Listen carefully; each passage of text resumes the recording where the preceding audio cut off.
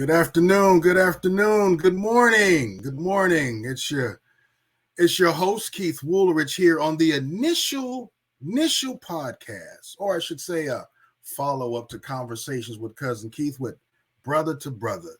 Here we will have some discussions with some everyday men of color who are doing everyday things, as Sly and the Family Stone said, everyday people, just getting involved, doing what they do the best they know how. Many of us may not be, five-star athletes, or maybe one time we were. We may not be big time authors, big time news sources, big time influencers. But I would say this: we are influencing our families and friends every single day by being on the street. So today, to kick off this broadcast, I have a good friend of mine. I would say this dude knows R&B hip hop better than I do. I have to give him credit. But before I bring him on into the room, I just want to read a little bit about Mr. Lamar Henderson. Lamar, over 17 years, has been the program supervisor for the Merced County Human Service Agency All Dads Matter Fatherhood Program. Mr. Henderson has presented at numerous fatherhood and family conferences nationwide. He is also an author. He has written many titles and books. He's involved with trauma-informed programming. He deals with fatherhood programs, ladies and gentlemen, all over the United States. He has been recognized on the local, state, and national levels for his work with fathers and families. He is the recipient of the inaugural Hands-On Hero Award and was honored with the 2012 President's Award of Service. Mr. Henderson is also a husband himself, a loving father and grandfather. Please help me welcome to the podcast, Mr. Lamar Henderson. What's up, baby? What's up, Mr. Keith? What's up, cousin Keith, Mr. Woolridge? What a pleasure it is to be here today. Thank you so much, man.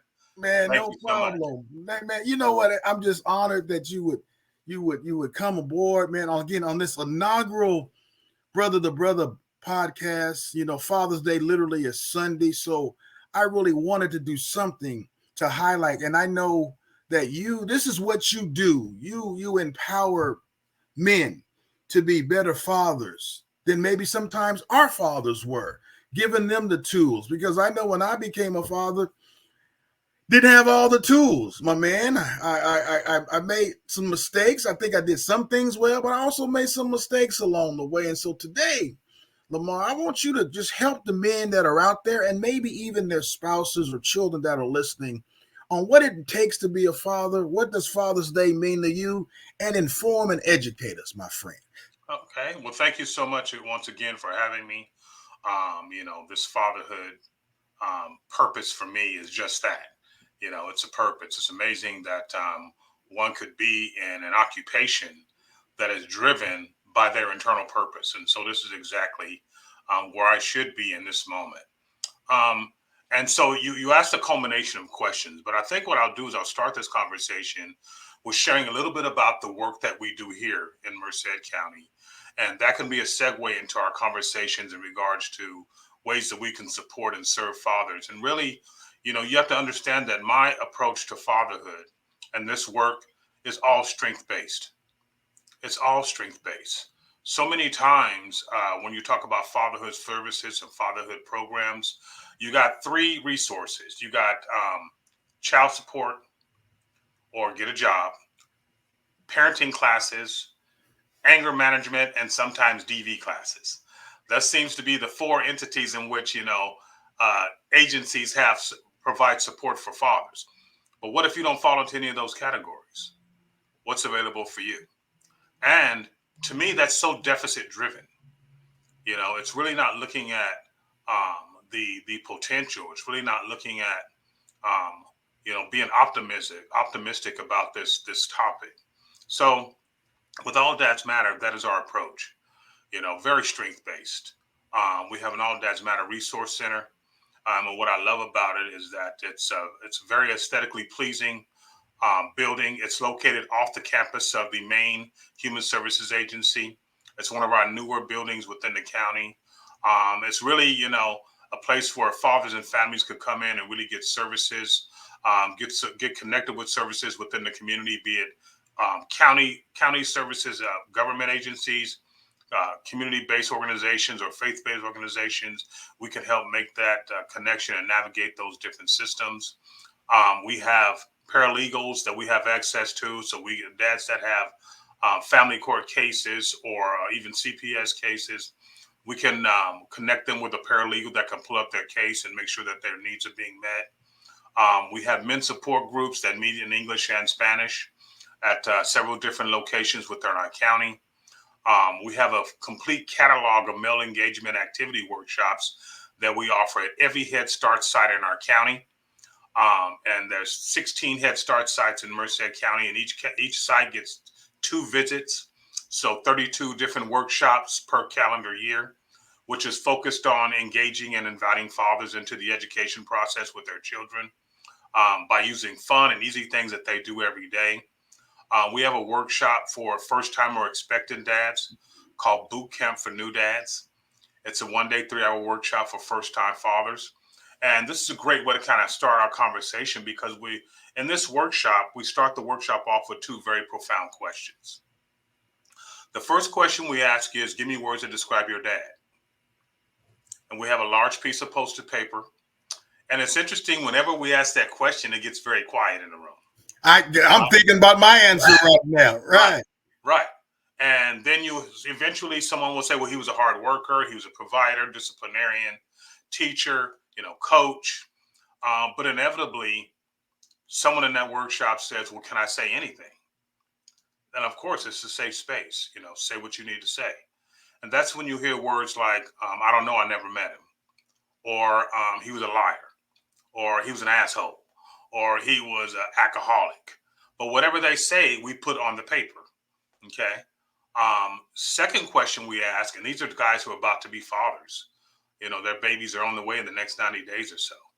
The second question we ask is, imagine that it's 15 years from now, and I'm talking to your child. If I ask your child, give me words to describe your dad, what will your children say? And that's when you hear things like, best dad ever, always there for me, loving, kind, funny, active, safe, honest. And what they're really doing is they're describing the father that they always wish they had. But whatever they say, we put on the paper. And then once they're done, we hold the 2 sheets up next to each other. And we say, let's take a look at the 2 different sheets. Notice there are some words that we used to describe our dad that made it to the way we want our children to describe us. But then notice that there are some words that we use to describe our dad that did not make it to the way we want our children to describe us. Our goal is, how do we get from this dad to this dad? How do we make that evolution? Because I don't know how many times I've had men in my office, Keith, that are struggling with their relationships with themselves, that are struggling with their relationships with their partners, that are struggling with their relationships with their children. And I always ask them, well, who taught you how to be a dad? Right. And many times I hear, well, when I was a kid, I said I was never going to be like him. But now I look in the mirror and guess who I see? Or I open my mouth and guess who I hear? So it's really one of the first opportunities. I'm sorry. No problem.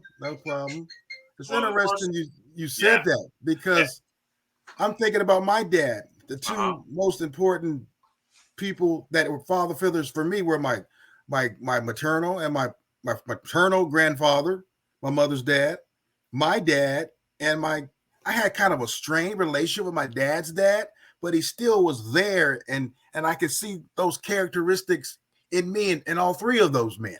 Yes, you are a culmination of those 3 influences, but our goal as fathers is, how do we evolve it? For those fathers, those young men who are about to be fathers for the first time or about to be dads, the understanding is you have an opportunity to rewrite the legacy of fatherhood in your family by who you are in the life of your children.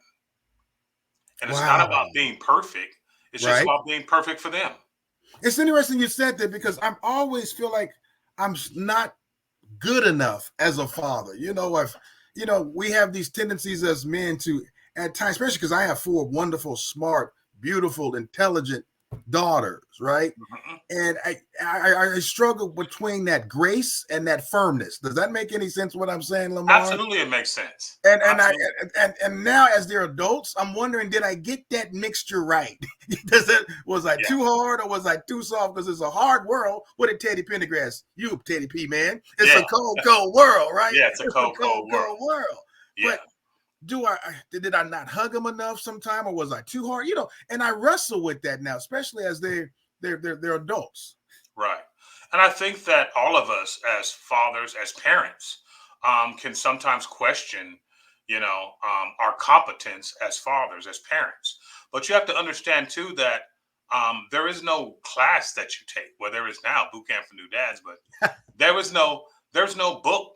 There's no lessons. It's interesting that in order to drive a car, you got to take classes and pass a test before you and demonstrate that you can do it before you can drive that car. That's But to true. have children, there is no training. And what's unfortunate is most of the parenting classes that exist are only exist in the form of an intervention. Once there's been a negative thing or something unfortunate that has happened, then we got parenting classes. But we don't have anything for you before it starts. And so we're really just trying to navigate our course based on our own experience with our own parents, with our own father, with the men that are around us. And I think it's very common for us to struggle with our competence in that. But I can tell you, Keith, that um, one of the most important things, I bet you if I asked your daughters that question, how was your dad as a father? You would be pleasantly surprised at their answer. I think that they are definitely an outcome of the effort that we put into it. And understand this as well, Keith, is that as fathers, our children don't get the wisest version of ourselves at the beginning. They get the wisest version of ourselves at the end, Isn't that right? not true? And understand that they have to grow up with us. And as they're growing up with us, we're also going through our own traumas. We're also dealing with our own sense of self worth. We're all dealing with our own sense of self esteem. We're all trying to develop our own identity and develop our own sense of purpose. And they're evolving with us as they're growing up as children too. But the beauty of it is they get to observe that. This is life is a journey, and they get to observe that, and they get to observe it through the watchful eyes of their father. You know, One thing I remember my children telling me a long time ago, and I was, you going through life challenges, and I was going through a difficult time of my own self esteem and self worth, and it was when Lion King was out, right? Okay. And Lion King, very hugely popular movie, one that I love because of the amazing story it tells about the impact of a father on a child.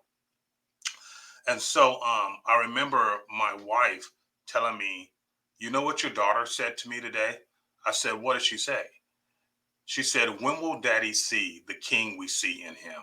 Oh, wow. When will Daddy Wow. see?" You think that don't break a brother down? I know that had to break you, baby. I know that had Okay. to. So we are conditioned to look at ourselves from our deficits, right? We don't count our blessings, we count our shortcomings, right? Hopefully Right. the evolution is that at some point we can turn that around and start counting our blessings while we kind of work on our shortcomings with the understanding that none of us are perfect. We're all just a work in progress, and your children didn't get a perfect father, but they got the perfect father for them. That's huge. I wish I had those. That's tweetable, bro. That means, especially as we come up to this Father's Day, and I look back on my relationship with my father, and again, Mhm. I tried to write about it in my book, Five Pillars. And because you just said something to me, I called James when he was in his early 20s and 30s, when he Yeah, was probably wrestling. And yeah, again, our relationship changed when he got my age because he was yes, wiser, things of yes, that nature. And that leads me to a question, if you don't mind me sharing, because again, you don't mind sharing, I had a great, not, sometimes it was tenuous, but we're from the same block. You know what I'm right, saying? So yes, James was there. He was my grandfathers were there. Those are the brothers that came out of the Korean War, Mhm. Vietnam, born in Mhm. the 20s, 30s, and 40s. So it was a different generation of brother, right? Right. Right. What was if you're comfortable describing your relationship with your father and grandfathers and Oh, uncles? oh, absolutely. This is interesting. I'm glad you asked me that. Because many times people ask me, "Well, Lamar, what did you know? Why are you so passionate about this topic of fatherhood? And when did you get into this? And my relationship with my father was amazing, but it had to evolve into amazing.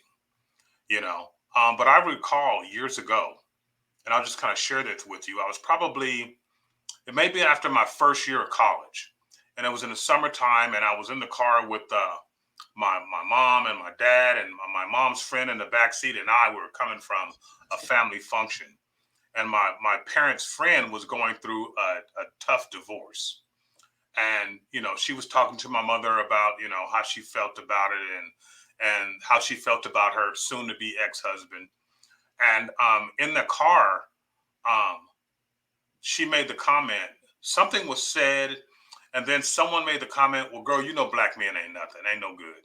Woo! Okay. And that triggered something in me.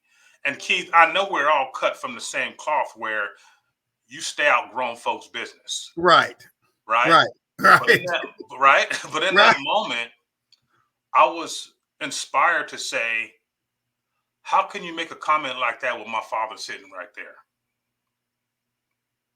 And you still walking? I know. And the response was, I thought my father was going to lose control of the car. It was like, what? They ain't talking to you. Instead, there was a visceral response to it, Right. because I wasn't staying in a child's place. But I felt compelled. I could not be comfortable allowing that comment to be made in the presence of an amazing black man who I loved and admired, sitting right there who did not fit that criteria, you know? Yeah, because you're right, Lamar, and we're gonna take this because this is what this show's about.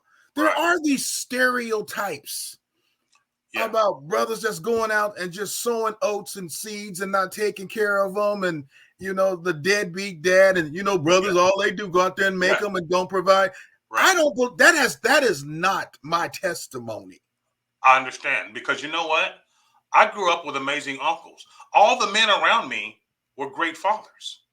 All the men around me. My fathers, my uncles, my grandfathers, my father's friends, they were all hardworking family men. My neighbors, they were all hardworking family men. So this narrative of, black men don't love their kids and they're irresponsible, and it's interesting to me that there's literally hundreds of millions of stories of amazing fathers out there, but that don't get you funded. Ooh, What gets you funded is disparity. It's that narrative, right? right. I choose to go against that. Who wants to wear the T-shirt of the failing father? You know what I'm saying? So our program, our efforts is all about uplifting, encouraging, and holding accountable in a loving, compassionate way when it comes to being a father. All the dads, and I've literally worked with tens of thousands of fathers through the years, and I've never worked with one that said, you know what, I just don't care and I don't want to be a father. Every dad I've ever worked with truly wanted to be the best father they could possibly be. Many times they struggled with trauma. There are traumatic events, traumatic circumstances in their life that they haven't worked through that make it difficult for them to feel safe in an intimate relationship. And there's no more intimate relationship than between a father and a child. Wow. Ladies There, and gentlemen, I'm talking with Mr. Lamar Henderson, executive director of All Dads Matter, and he's hitting the nail right on the head that there are many people that do, especially men, not people, yes, men that want to be involved in their children's lives, but as you said, examples are the go-karts of judgment, right? Good right. example, good judgment. Bad example, bad judgment. And what Lamar has given his life to is to help those men that want to be better.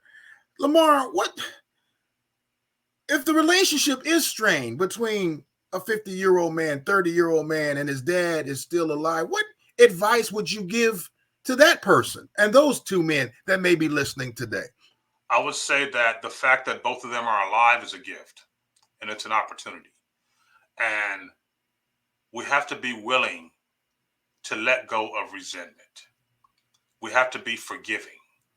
You know what I'm saying? We have to go into those, approach those relationships to deliver what we're there to receive. What do I mean by that? That means that reach out to your father. You know what I'm saying? Understand that your father is a work in progress too. That he was a work in progress when you were a child, just like you're a work in progress while your children are growing up. You know, sometimes the son has to lead the father. Sometimes you have to have the courage and model the courage and safety to allow your father to come into your life into a safe environment. So many times, the guilt and shame are the barriers to love and health on the other side, Mm, mm. right? So many of us are so bogged down with guilt. There ain't nothing that you can tell a man that he ain't told himself when it comes to failing in these relationships. And it's not uncommon. Matter of fact, it's very natural for us to self punish by not allowing ourselves the intimacy of that relationship. Wow, Lamar. That's another show in and of itself, brother. I may have to call you back, especially those of us of color Yeah. having that conversation with ourselves, because many times we refuse to or we just don't know how to. As we get ready to close, and I have two questions for you, and this one's personal for me. Okay. We Please. alluded to it earlier.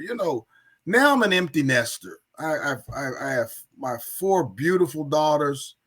Uh, One has graduated from college and living her life.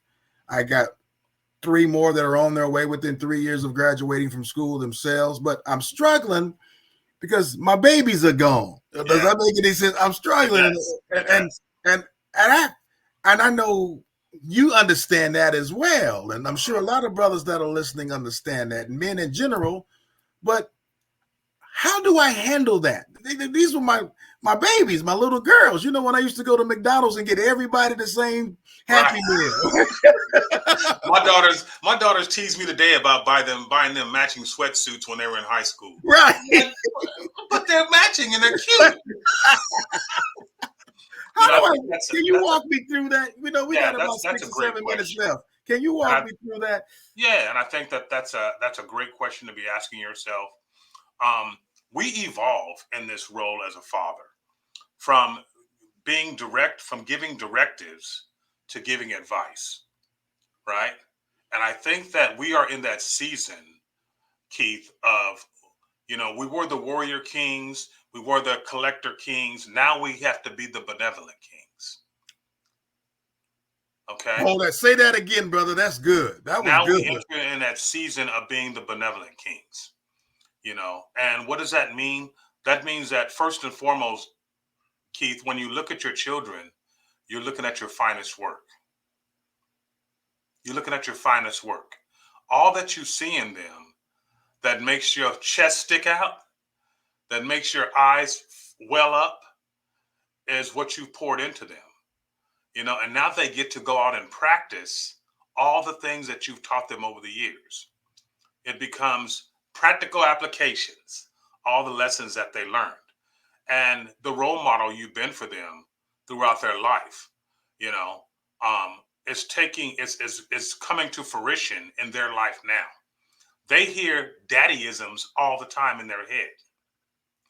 Someone once asked me, and I have two amazingly beautiful daughters, like I'm sure yours are, and they said, "Oh, your daughters are so pretty. You must keep a shotgun around behind the door at all times." And I says, "Absolutely not. I don't need to do that. I don't need to be in their head because I'm in their heart." Oh, that's good. You know what I'm saying? And I set a high bar. I've set a high bar by the way I treat their mother. I've set a high bar by the way I've treated them. I'm sure as you have, I've always dated my daughters. You know, they know how a man is supposed to treat a woman. They know how they're supposed to treat themselves. And even when they're struggling, and this is something that I had to learn. When our kids go through that era, similar to ours, where they're not making the best of decisions, and you're kind of like, ah. But every time they look at me, they were seeing someone who was disappointed in them. And I came to understand one day that the most important opinion that my children have of themselves, besides the one that they have of themselves, is the one that they have, that their father has of them. So why would I not look at them like the potential that I see then in them? So when they look back into my face, they see someone who sees the best of them, who sees that, you know what, you're going through some things right now, but I have 100% confidence that you're going to come out on the other end and you'll do great things in this life. There's one saying I'll leave you with. And this is something that once I learned it, it really like stuck with me forever. In school, you learn a lesson and then you get tested.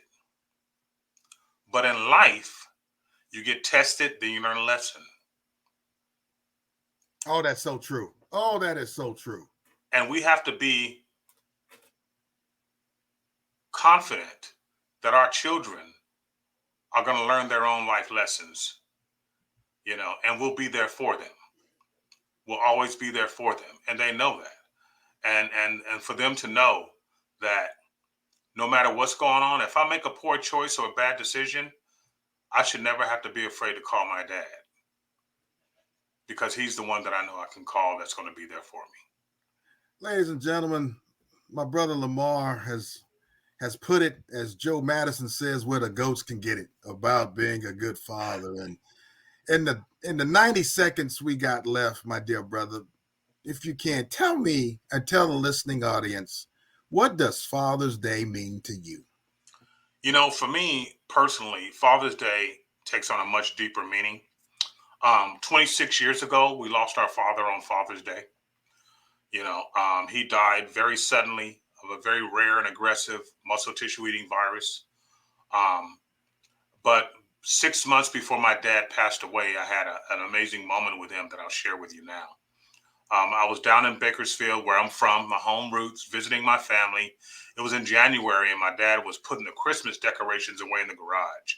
And by then, I was a father and a husband, and we were just talking, chopping it up, talking about work, talking about kids. And I noticed that it was a different conversation. It wasn't a conversation between a father and a son. It was a conversation between two fathers, two husbands. And my father was affording me a level of respect that I wanted from him my whole life. And I felt like I arrived. And in that moment, I felt compelled to share with him how I felt about him. And I said, Dad, I want to tell you something. He said, I'm a junior. He called me June. He said, what's up, June? I said, Dad, I want to tell you how much I love you. I want to tell you how much I appreciate the kind of role model and father you've been to me and my brothers. I said, I know I wasn't an easy kid to raise, but you never gave up on me. And I want to thank you for that. And it caught my dad off guard, because it's not like we always talk like that. And he turned and he looked at me and he says, wow, June, I love you too. All right. He Right. said, but you were never a hard kid to raise. You were already a really good kid. And then he says something to me that stuck into my heart, that healed my spirit. My dad looked at me at this time as a 26-year-old, 32-year-old grown man, father of my own. And he said, son, if I had to raise you all over again, I wish I would have held you more.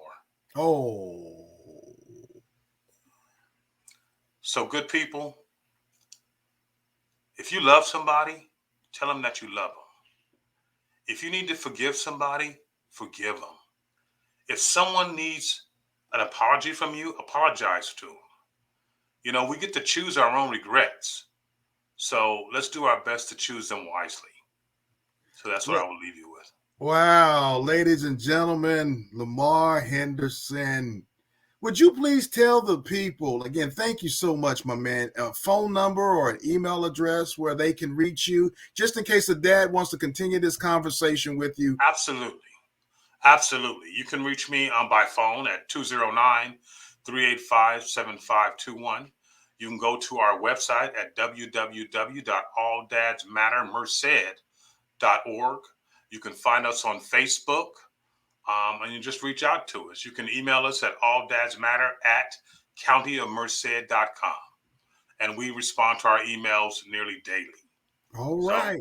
our services are not exclusive to Merced County residents. You don't have to be an HSA client. We just want to be here for you in every capacity that we can, because great fathers raise great children. Well, thank you, brother. I appreciate you. I want you to have a wonderful Father's Day, and I pray all the brothers that have heard this, please, this Father's Day, I think the greatest gift we can give ourselves is to hug our babies. So with Absolutely. that, thank you so much, Brother Lamar. Love you, man. Look forward when I get home to come chop it up with you, baby. Absolutely. Sounds good. See you soon. Happy Father's Day.